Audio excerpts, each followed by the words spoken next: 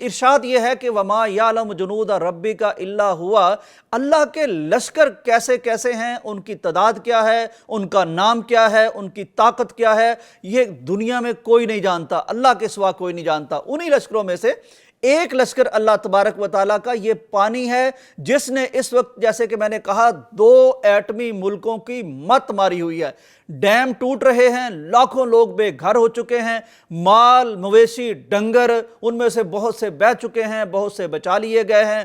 پھر بارش آتی ہے، آسمان سے پانی برستا ہے، زمین سے پانی نکلتا ہے، دریاؤں کی صورت پانی ہوتا ہے، اور یہ پانی زندگی کا ضامن بھی ہے۔ یہ نہیں کہ پانی صرف مارنے آتا ہے، یہ زندگی کا ضامن بھی ہے۔ ارشاد ہے وَجَعَلْنَا مِنَ الْمَاءِ كُلَّ شَيْءٍ حَيٍّ۔ آپ نے سن رکھا ہوگا کہ جنگیں پانی پر بھی ہوں گی مستقبل میں، پانی پر لڑائیاں اب بھی ہو رہی ہیں، اور پانی ارشاد ہے کہ ہم نے اس سے زندگی کا، کائنات کا جو دار و مدار ہے وہ پانی پر رکھا ہے۔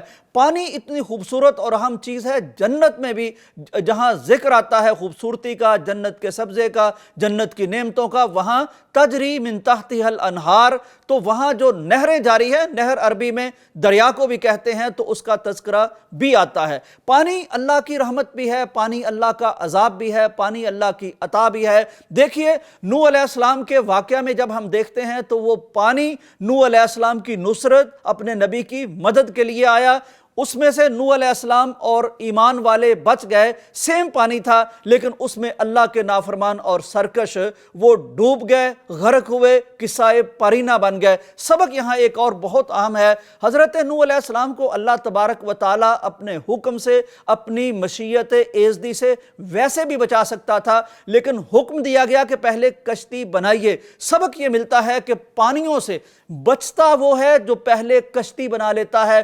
آج کی کشتی وہ ڈیم ہے۔ قرآن یہ ہمیں سبق 14 صدیاں پہلے دے چکا تھا، ہم اس میں کوتاہی کرتے ہیں اور اس کا خمیازہ بھگتتے ہیں۔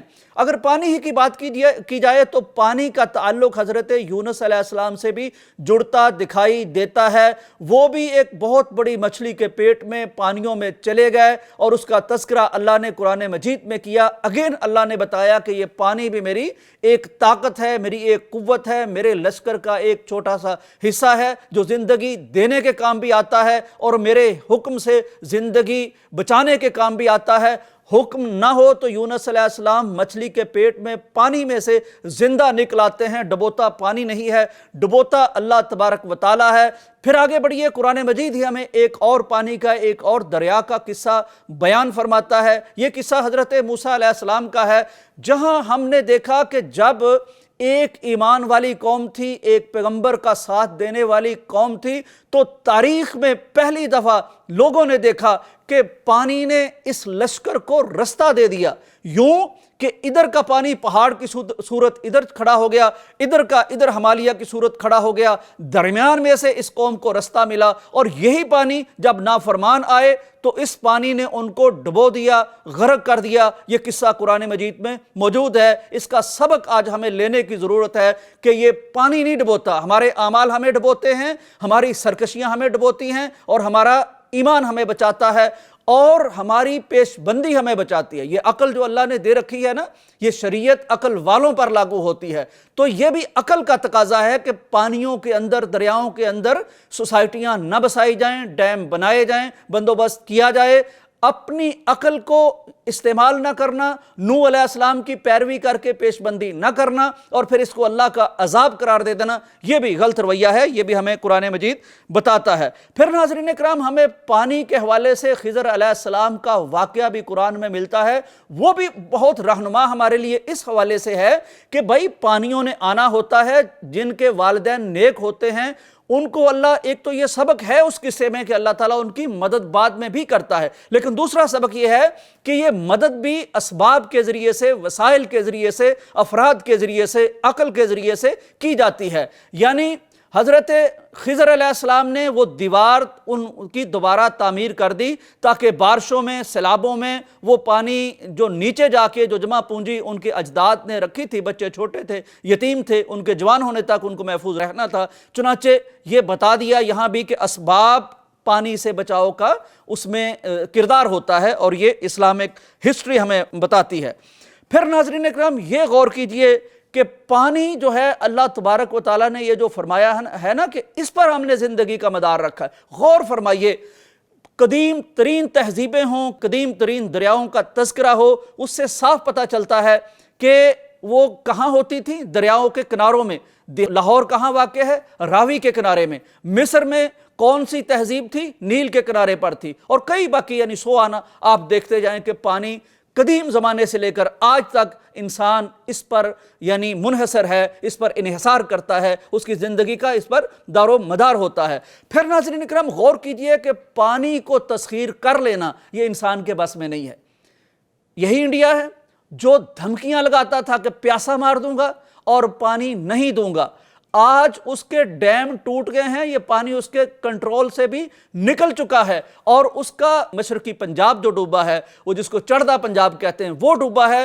وہاں کی کہانیاں بھی بڑی عبرتناک ہیں اور بڑی ہی دلدوز ہیں۔ اسی طرح جو ہمارا پنجاب ہے اس کی کہانیاں ہیں۔ تو کیا پتا چلا؟ یہ پانی کنٹرول میں نہیں ہوتا، کسی انڈیا کے، کسی مودی کے، کسی طاقتور کے کنٹرول میں آنے والی چیز نہیں، یہ اللہ کا لشکر ہے۔ اور ادھر ہم کہتے تھے ہم جنگیں لڑیں گے، ٹھیک ہے، پانی کے لیے یہ ہمارا حق ہے، ہمیں لڑنی ہوگی جنگ اگر کبھی لڑنی پڑی، لیکن جب آپ بندوبست نہیں کرتے، انتظام نہیں کرتے، نوح علیہ السلام سے سبق نہیں لیتے، خضر علیہ السلام سے سبق نہیں لیتے، انسانی عقل و شعور جو اللہ کی عطا ہے اسے استعمال نہیں کرتے، تو پھر آپ بھی دیکھ لیجئے جنگ بے شک آپ لڑ لیں، لیکن پانی کو کنٹرول کرنا آپ کے بھی بس میں نہیں ہے۔ تو اس پر کنٹرول اللہ کا ہے، لیکن اللہ کی دی ہوئی عقل کے ذریعے سے اسے استعمال کرنا وہ ضروری ہے۔ ناظرین اکرام، پانی کے حوالے سے پھر بات آتی ہے دریاؤں کی، پھر بات آتی ہے سمندروں کی، پھر بات آتی ہے پاکستان کو اللہ تبارک و تعالیٰ نے کس قدر نواز رکھا ہے، اس پر بھی بات کریں گے۔ لیکن اہم ترین پوائنٹ ایک اور میں آپ کے ساتھ شیئر کرتا چلا جاؤں۔ جیسے میں نے کہا، پانی کو تسخیر کرنا، پانی کو کنٹرول کرنا، پانی کو یعنی اپنی مرضی سے استعمال کرنا، یہ اللہ کے حکم کے تابع، اس کی عقل کے تابع تو ہو سکتا ہے، لیکن کلی طور پر انسان اس پر اپنا کنٹرول نہیں کر سکتا، کیونکہ قرآن کہتا ہے اس پانی کو اگر ہم زمین کی گہرائیوں میں لے جائیں تو ہے کوئی تم میں سے جو اس کو نکال سکے، اور اگر ہم اوپر سے برسانا شروع کر دیں تو ہے کوئی جو یعنی اس کو روک سکے۔ یہ ساری چیزیں اللہ تبارک و تعالیٰ سے کی طرف سے کہی گئی ہیں۔ اور پھر ہم نے یہ بھی دیکھا مختلف مواقع پر کچھ لوگ تھے جنہوں نے اس دریا کو، پانی کو روکنے کا ڈھونگ رچایا، اور وہ ان میں سے کوئی غائب ہو گئے اور کچھ بھاگ گئے۔ یہ پانی میرے اللہ کی طاقت ہے، وما یعلم جنود ربک الا هو۔ اس سے پناہ صرف دو صورتوں میں مل سکتی ہے، اور دونوں صورتیں وہ اللہ کی طرف رجوع کرنے میں ہیں۔ ایک یہ کہ اللہ نے جو عقل دے رکھی ہے اسے استعمال کریں اور پیش بندی کریں، اور نوح علیہ السلام کی کشتی، آج کا ڈیم یا دیگر جو نہریں بنانی ہیں، جو بھی کچھ کرنا ہے وہ کیا جائے، اور دوسرا اللہ کے ساتھ تعلق کو مضبوط رکھا جائے، تاکہ جیسے یونس علیہ السلام کو اللہ تعالیٰ نے پانیوں سے بچایا، ہمیں بھی بچا سکتا ہے۔ اجازت دیجیے، اللہ حافظ۔